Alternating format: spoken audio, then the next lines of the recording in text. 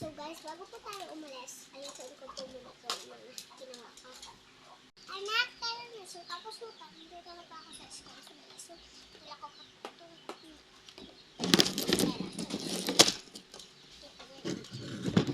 Separate ko na po.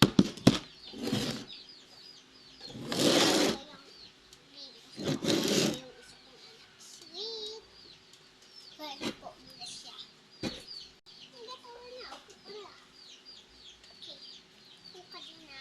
Ito yung sa katawan mo para huwag ka umihan. Ano po? Yan na po siya. So, hindi ko na po siya na-cover kasi po. Baka po siya. Uy, ano mo kaliling lamisa? Ako ko saka magkakalit. Ito na po. So, subuan ko na po siya.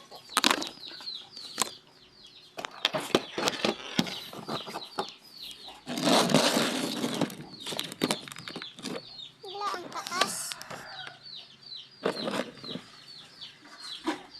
Tayo mo. Ala. Ano?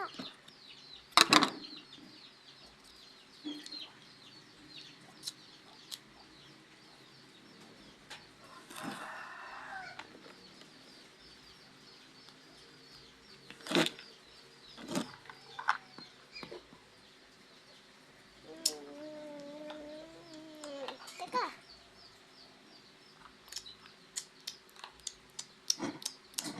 Parang kailang umoy peli ah.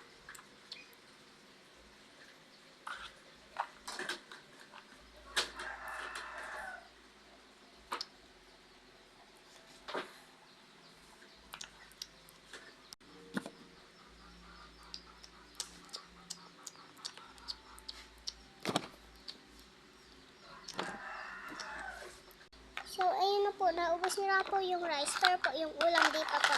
Napakain ko na po sa kanya. Guys, lalagay ko po yung natila niya po dito sa baunan ng ate niya pong isa. Wait po. Tapos, so, guys, pinukas ko na po. So, kasi po, lumalabasan na po sila. Mapatagalan po kasi yung anak kong lumukas. So, tayo lang po natin siyang few hours later lang po. Wait po.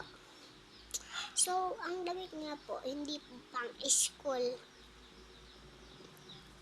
Pero padadamitan ko po siya.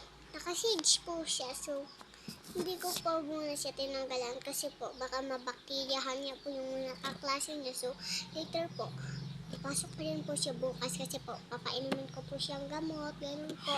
Tsaka, yung kapatid niya po, walang pa.